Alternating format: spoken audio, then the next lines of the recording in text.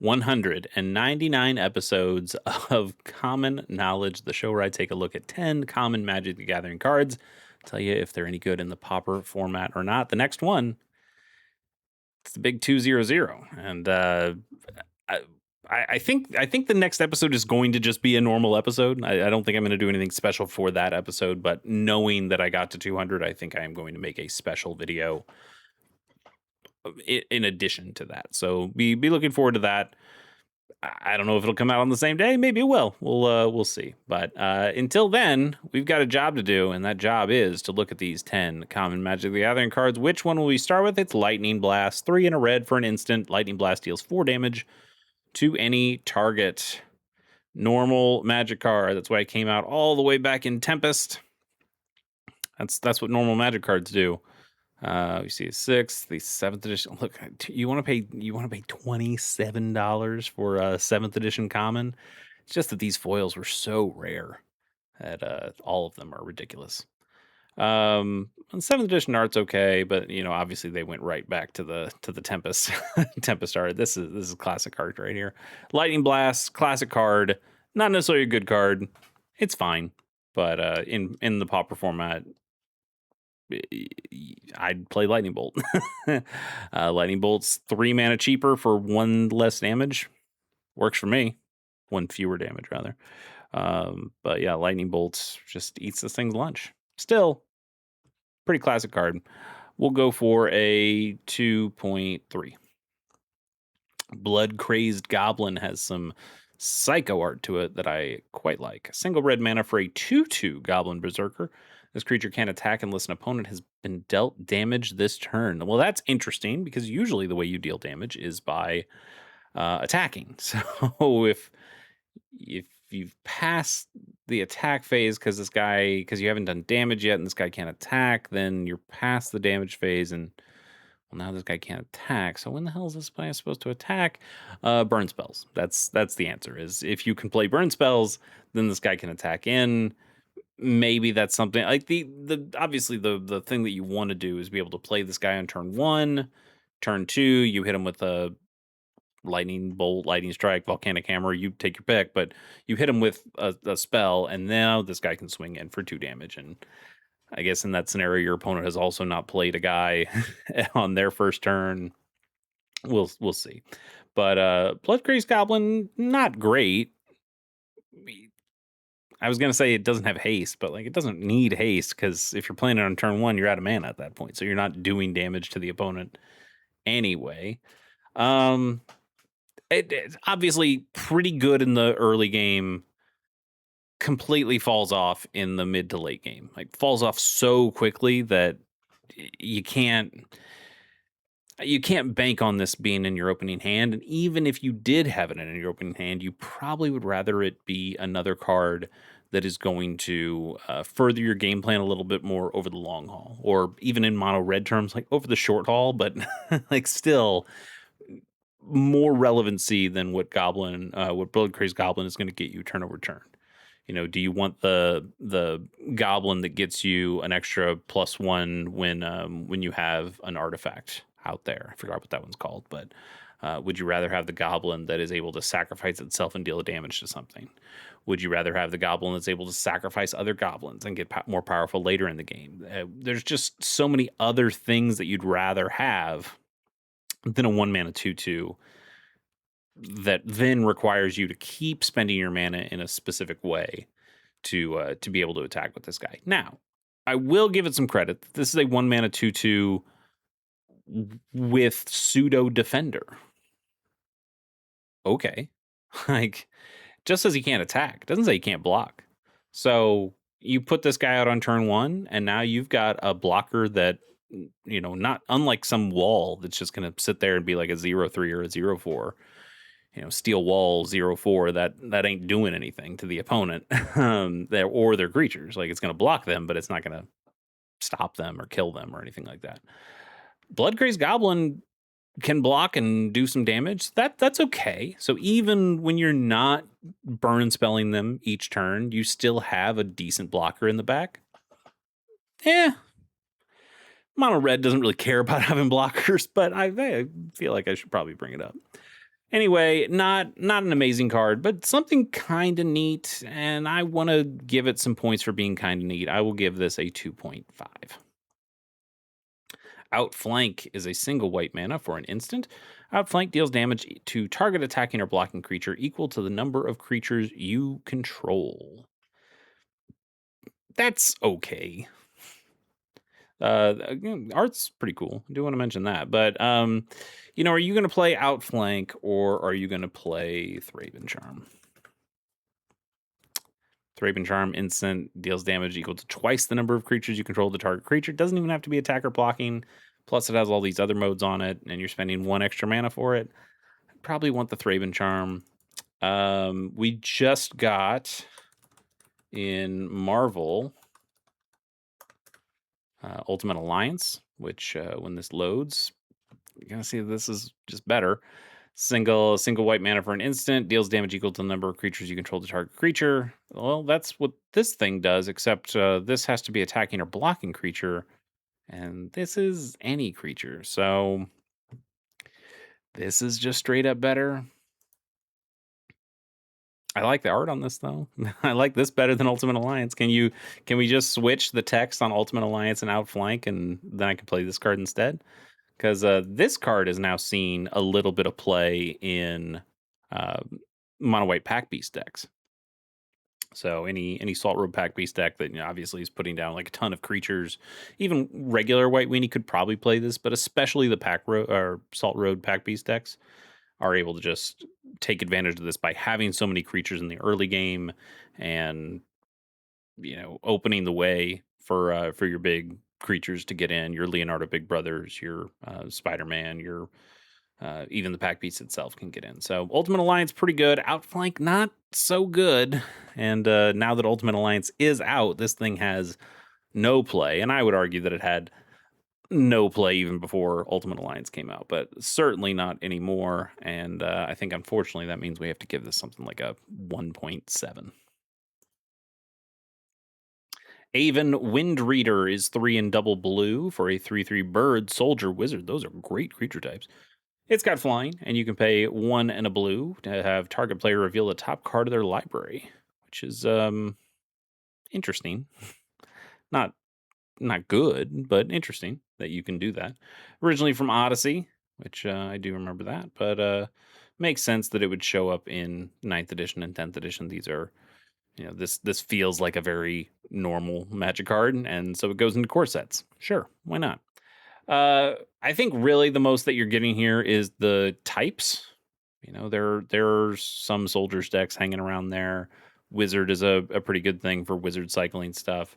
Birds, now that Bloomburrow has come out, there's a lot of good bird synergy out there. There was good bird synergy before, but Bloomburrow obviously way upped the bird synergy. Even Final Fantasy with all the Chocobo stuff upped the bird quotient as well. So a lot of synergy available with this. Problem is because you have so many synergistic cards, you kind of don't need one that's just generically fine. 5 mana 3/3 flyer. I think we talked about it yesterday. 5 mana 3/3 flyers aren't very good. It's a pretty bad rate for that creature. It is a blue creature though, so blue creatures are generally pretty bad. And this ability is interesting, but again, not very good. Score wise, so man, I don't know. It's like a generically fine card, and that's the real problem. Is I wish this was really good or really bad. It'd be a whole lot easier to score. But when you have kind of these meh cards, you just go, I don't know, like 2.2, and I guess 2.2. Why not? That sounds about right. Wildfire Emissary is a card that I think we did pretty recently. It's not particularly good. I mean, we'll very quickly. I'm not going to give this a score. We'll do and I'm not going to count this towards the thing, but we'll say Wildfire Emissary is 3 and a red for a 2/4 Efreet with protection from white. You can pay 1 and a red. This creature gets +1/+0 until end of turn. That's fire breathing. Protection from white's kind of cool, but you're not going to put it in your sideboard just to stop white decks. That's ridiculous. You have much better sideboard cards than that. So all you're really getting is cool art, and you get to say Efreet. So, how many Afrits do you think there are in all of Magic? Because I bet that is still incredibly low. I'm gonna say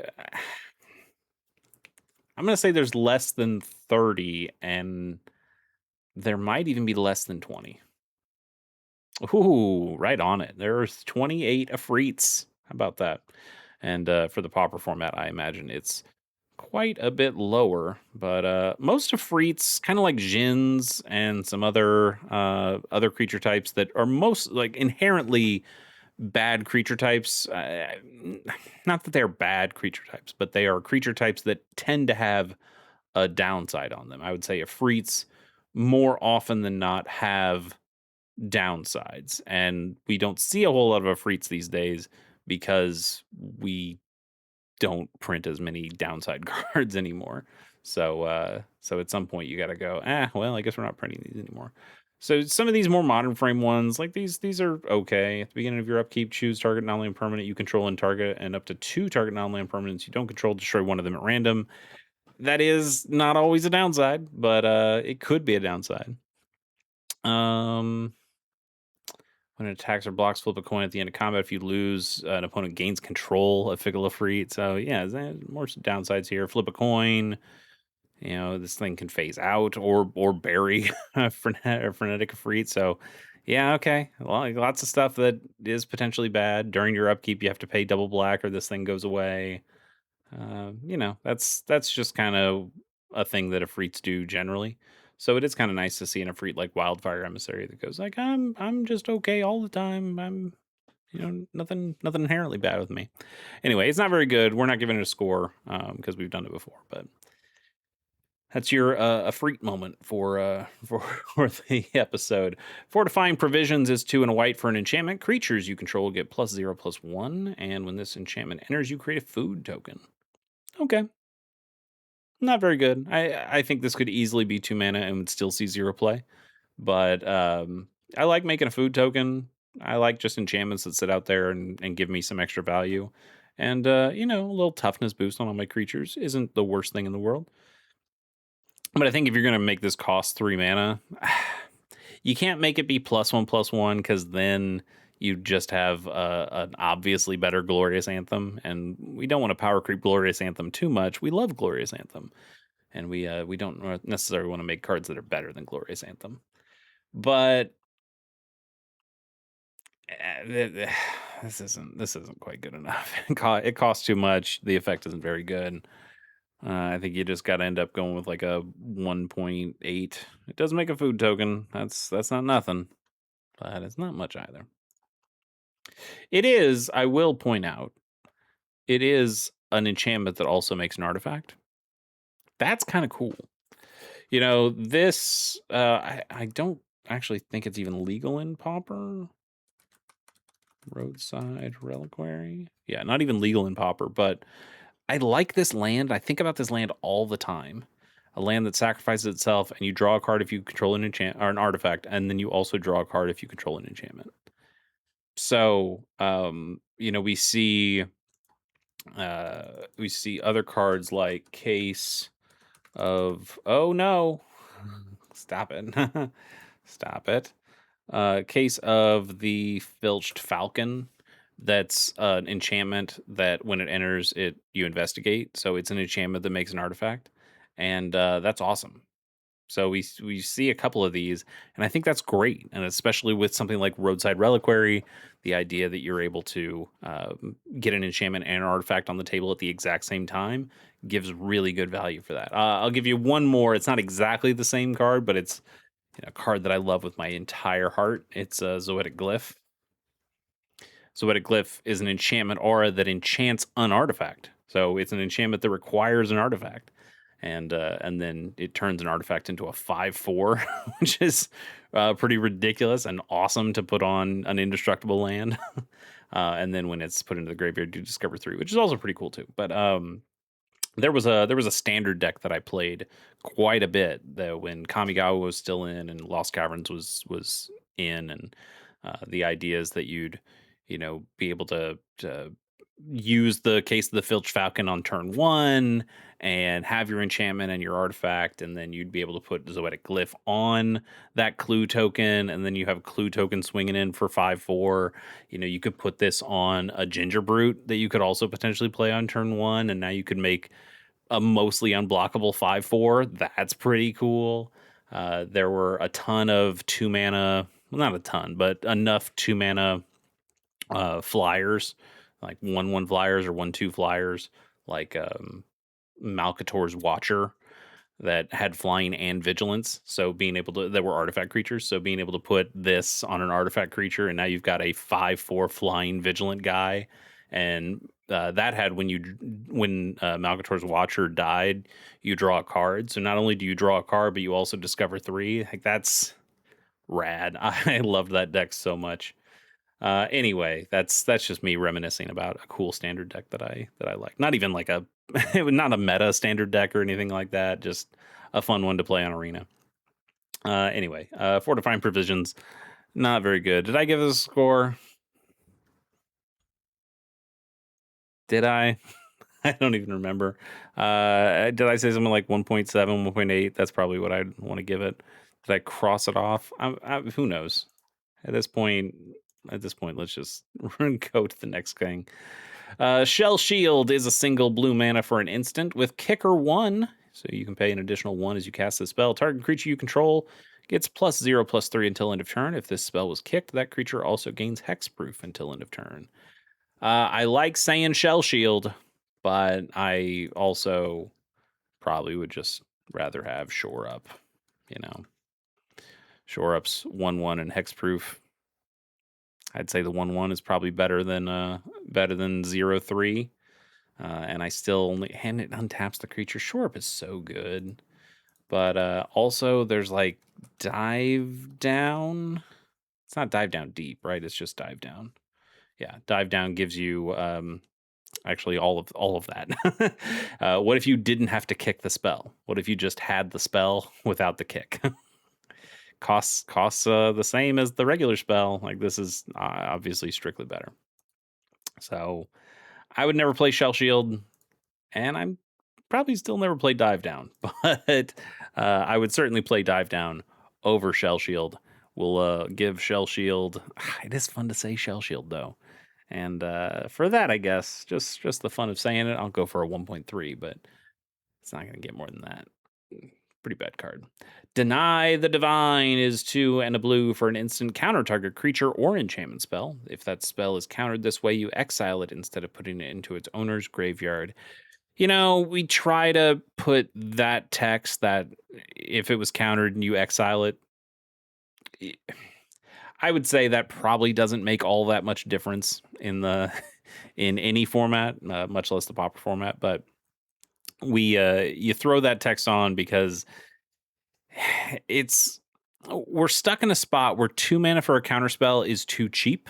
For an unrestricted counterspell is too cheap, but 3 mana feels too expensive. So a cancel feels like a terrible card, and a counterspell feels like an incredible card. And we can't figure out how to make a counterspell that feels just right. They always feel too expensive or too cheap. Because I would argue something like Negate feels too cheap. Like, yeah, we narrowed down the card types that you can counter, but Negate's still really good. And then you've got something that's like this, that's like, I mean, this feels too expensive. Sure, I exile the thing, but I don't like it. I especially don't like it when it only hits creatures or enchantment spells. Like, those are spells that I guess I'm okay in countering, but I really want to be able to counter the instant spells that are going to probably hurt me or my own creatures, and I want to protect those things. So Deny the Divine is not very good. There's another one.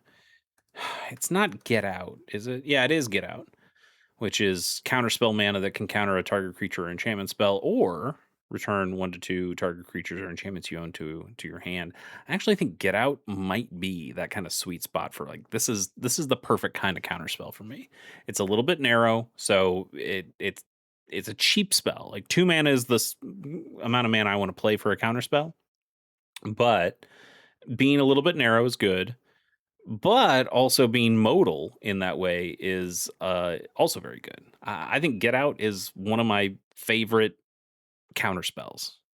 Not because I play it all the time or actually play it anytime, but I think it does strike that right balance of where I want. I think Mana Leak also one of the better counter spells. Maybe No More Lies, because No More Lies is like doing this plus a Mana Leak, where if you counter it, it gets exiled instead. But it's harder to cast because of requiring Azorius mana and not just double blue. You got to play it in specific decks.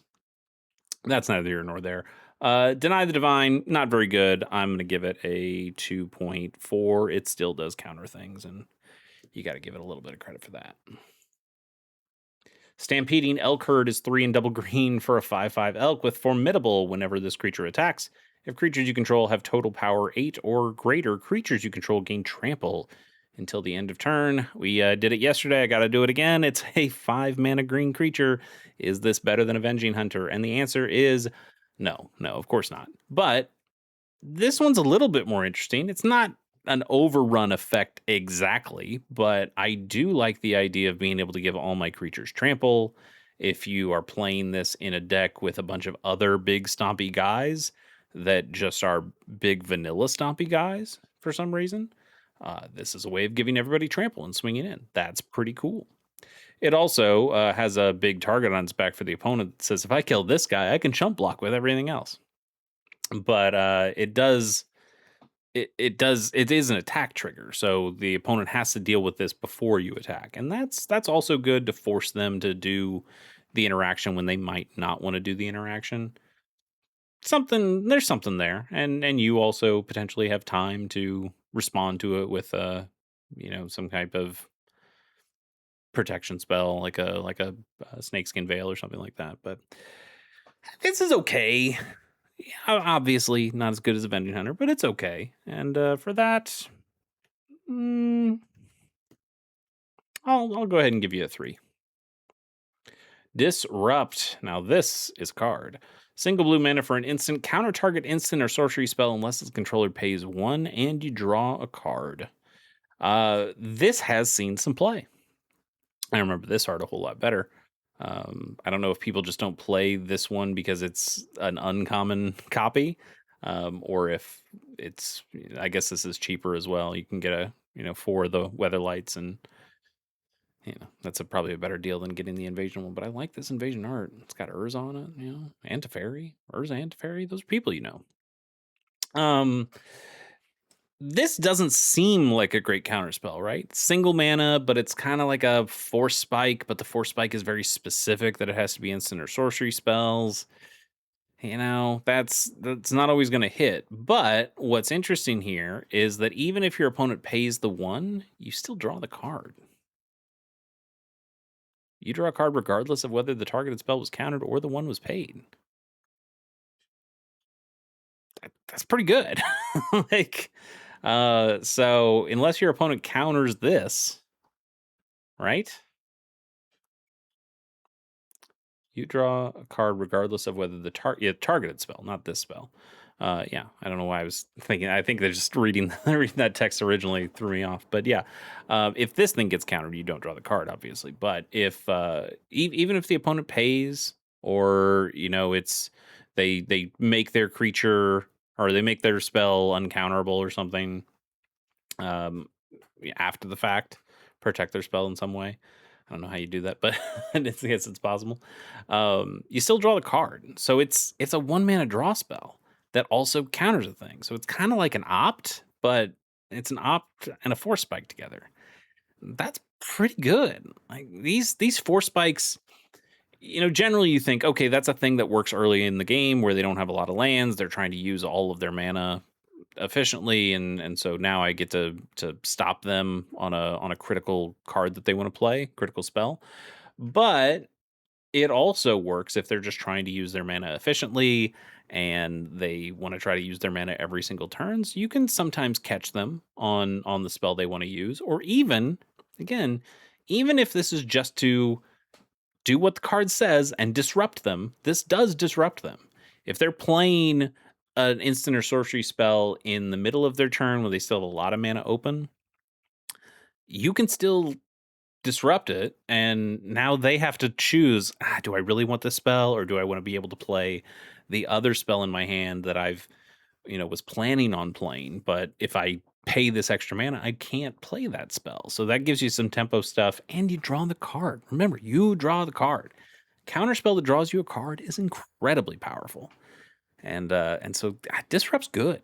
Disrupt is good. It is hard to find room in all the other blue decks that have all the other common counter spells available to them, including actual factual counterspell, which is really good. In fact, some people think that card is almost powered out of the format because it costs you 2 mana, which is wild. Wild to think the counterspell is quote unquote too weak for the format. But Disrupt, it's sneaky good. When somebody hits you with that force spike and you feel really bad, imagine somebody basically hitting you with a force spike, but then also drawing a card. How bad do you feel then? Whew. I'm going to give this a 5.8. Probably a little higher than what it deserves from a played standpoint, but I think if you play with this card, you'll go, oh yeah, I get it. I get it. That's cool. What is next? It's Phyrexian Denouncer. Same art. Okay, I was like, this is some freaky deaky art, but it's the same from Urza's Legacy as well. Excuse me 1 second while I sneeze. No, it's gone. Phyrexian Denouncer is 1 and a black for a 1/1 Phyrexian carrier. You can tap it and sacrifice this creature, and target creature gets -1/-1 until end of turn. Well, that's not good.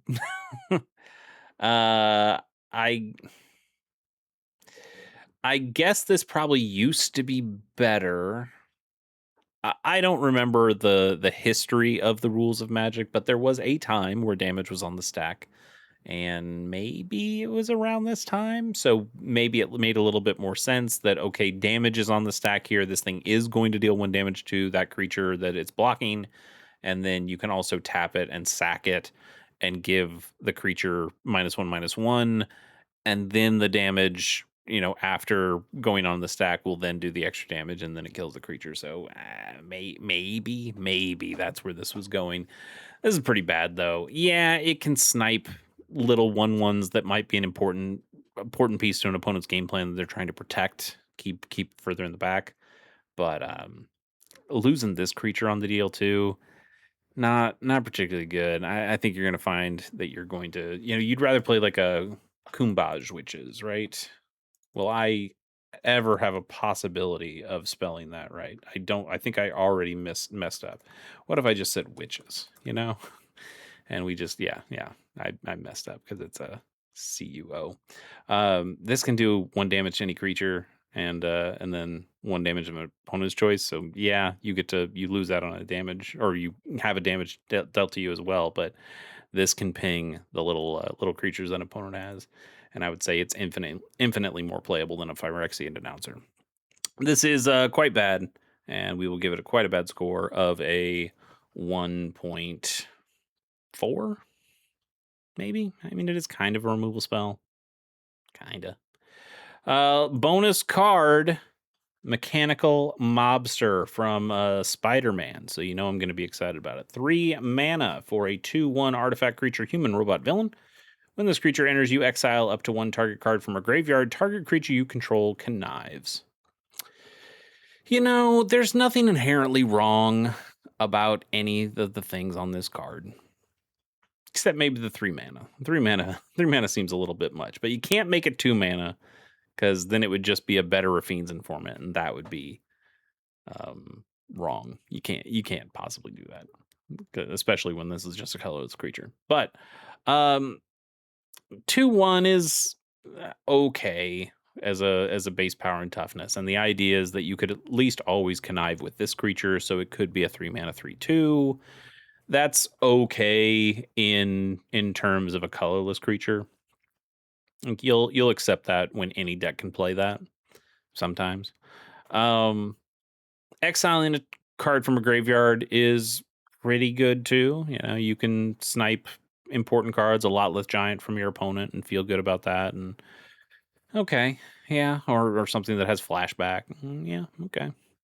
And that got you some extra value. And the connive can help. It can put stuff in your own graveyard. And yeah, and hey, you can blink this, and if you blink it, then you could blink it at instant speed, and then be able to hit a lotless giant that the opponent is trying to put back into play, that is targeting with something. Like, okay, then now you get that. Or your opponent plays Exhume, and then you immediately, ooh, actually, oh, this is the dream scenario that's never going to happen for you. But if you're playing this card, you're hoping that you are playing against a dredge deck, and that they play Exhume on, maybe not turn 2 because you wouldn't have this guy out yet, but you've got this guy out. He's ready to go. He's not ready to go. He's out on the field, and your opponent plays an Exhume, and they think they're going to get back a Troll of Khazad-dûm that they uh, swamp cycled.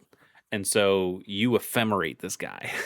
So he blinks out and he blinks back in, and you take out that Troll of Khazad-dûm, you exile that from the graveyard, and you connive, and maybe you connive a really big creature into your graveyard, and then the Exhume resolves, and they no longer have a creature in their graveyard, and now you have a big creature in your graveyard. Now you get to bring that out. That is the ultimate Christmas land that you could possibly do with this card, but that's never gonna happen. I can almost promise you that's never gonna happen. But it's a thing that could happen, and sometimes that's good enough for people to theorize and have a little fun. And you know what? I had a lot of fun theorizing that just now. But in terms of a card that would be playable in Pauper, I would say no. Nope. Don't play this one. I will go for a 2.5. Pretty normal score for a pretty normal card. That is it. Guys, are you excited? I'm excited. Next one is the big 200. We will see you then on Common Knowledge. Bye.